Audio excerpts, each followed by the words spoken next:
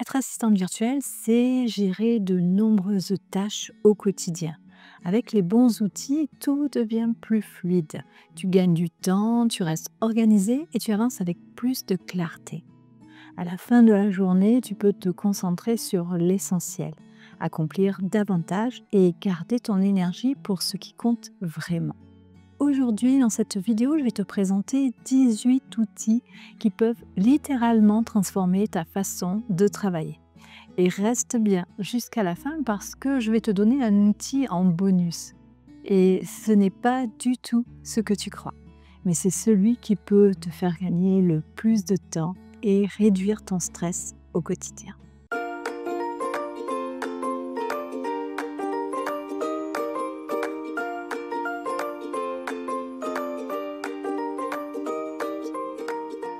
Travailler comme assistante virtuelle, c'est être capable de jongler avec plusieurs clients, plusieurs projets et parfois plusieurs domaines complètement différents, tout en restant organisé, efficace et professionnel.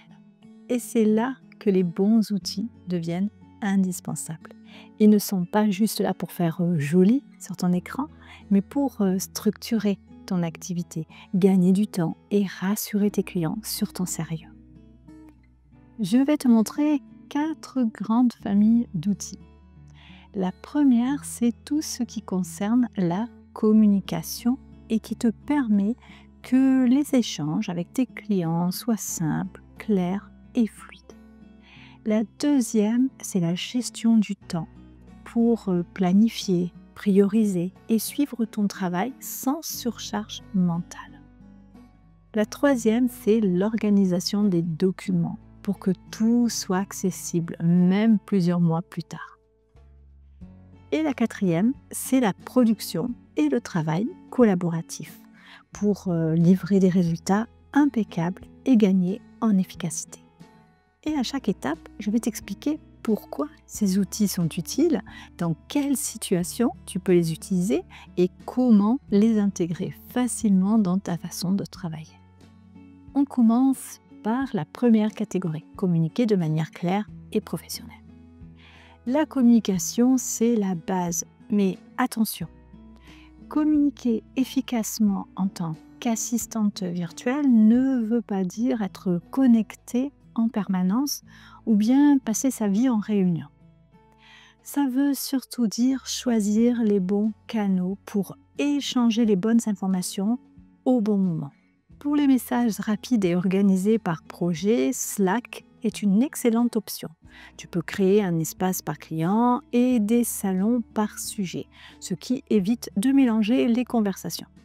Ensuite, tu as WhatsApp. Lui, il est parfait si ton client préfère une communication simple et directe. Sa fonction communauté est pratique pour regrouper plusieurs groupes de discussion tout en gardant de l'ordre. Et bien sûr, Telegram offre une vraie souplesse avec l'envoi de fichiers lourds et la possibilité de personnaliser l'affichage. Côté échange plus détaillé, il ne s'agit pas forcément de faire de longues réunions, mais parfois de clarifier un point ou bien de montrer une manipulation.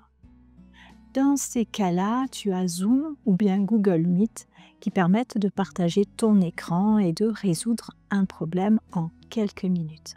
Microsoft Teams, lui, est intéressant si ton client travaille déjà avec la suite Microsoft car tout est intégré. Mon conseil, c'est de définir dès le départ une fréquence et un canal de communication avec chaque client pour éviter la dispersion et les interruptions constantes. Deuxième catégorie, ça va être gérer ton temps avec méthode. En tant qu'assistante virtuelle, ton temps est ta ressource la plus précieuse. Chaque minute mal utilisée, c'est soit un retard de livraison, soit du temps non facturé. Pour visualiser l'avancement de tes projets, Trello est un outil simple et visuel. Tu déplaces tes tâches dans des colonnes à faire, en cours et terminées. Si tu as besoin de planifier sur plusieurs semaines, Asana est parfait avec sa vue timeline qui permet de voir toutes tes échéances en un coup d'œil. Et pour celles qui aiment la simplicité, Todoist transforme ta to-do list en un outil puissant avec rappel et priorité. Mais au-delà de la planification, il est essentiel de savoir combien de temps tu passes réellement sur chaque mission. Pas forcément parce que tu as fait le choix de travailler au tarif horaire, mais plutôt pour toi, pour t'assurer que tu optimises bien ton temps de travail et que tu ne gaspilles pas ton énergie sur des missions qui, au final, ne sont pas assez bien monétisées. Comme le dit l'adage, le temps, c'est de l'argent. Toggle te permet de lancer un chronomètre à chaque tâche pour avoir des données précises. Clockify est un outil gratuit idéal pour suivre tes heures facturables et Timecamp va encore plus loin avec des rapports détaillés et la possibilité de générer des factures. Mon conseil, en suivant ton temps, tu peux ajuster tes tarifs et prouver à ton client la valeur réelle de ton travail. Troisième catégorie, organiser tes documents comme une pro. Une des grandes forces d'une assistante virtuelle, c'est d'être structurée. Et ça passe par un système de classement clair et fiable pour tous les documents. Google Drive te permet de stocker, partager et modifier des fichiers directement en ligne, seul ou avec ton client. Dropbox est parfait pour envoyer de gros fichiers rapidement, comme des vidéos ou bien des dossiers photos. OneDrive, intégré à Windows, est pratique si tu travailles déjà avec la suite Microsoft et Outlook. Je te conseille de créer la même arborescence de dossiers pour tous tes clients. Cela t'évitera de chercher et renforcera ton image de professionnel organisé. La quatrième et dernière catégorie, produire et collaborer efficacement. Selon ton type de mission, tu peux avoir besoin de créer des documents impeccables, des présentations ou des rapports. Microsoft Word reste la référence pour la mise en page soignée et les documents officiels. Google Doc est idéal pour travailler à plusieurs en temps réel, notamment si tu veux que ton client suive l'avancée d'un texte ou apporte ses commentaires directement sur le document.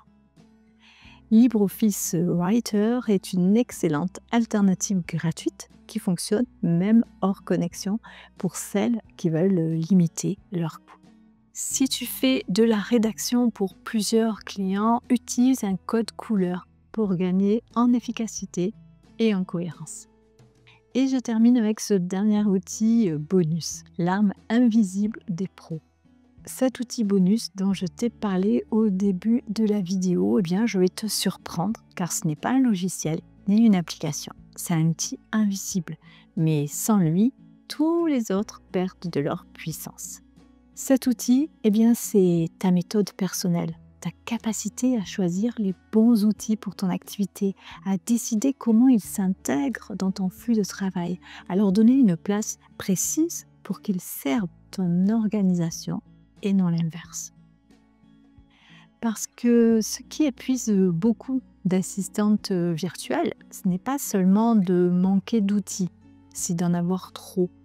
Utiliser chacun dans leur coin, sans lien entre eux. Quand tu construis un système cohérent, chaque application devient une pièce d'un puzzle clair. Et ton puzzle, il est complet. Voilà, tu connais maintenant 18 outils qui peuvent vraiment te simplifier la vie d'assistante virtuelle, quel que soit ton domaine. Si tu commences à les utiliser intelligemment, tu verras que tu gagneras non seulement du temps, mais aussi de la sérénité et de la crédibilité auprès de tes clients. Mais ces outils, c'est seulement une partie de l'équation. Pour vraiment réussir, il faut aussi savoir se positionner, trouver ses premiers clients et construire une activité stable. Si tu veux savoir comment te démarquer et devenir une assistante digitale libre et épanouie, je t'invite à t'inscrire à notre conférence en ligne gratuite. Tu trouveras le lien juste sous cette vidéo. Et si tu as des questions, pose-les en commentaire ou par le formulaire de contact de notre blog Famille Nomade Digital. Le lien se trouve également sous cette vidéo. J'espère que cette vidéo t'aura été utile Je te laisse et on se retrouve très vite dans une nouvelle vidéo.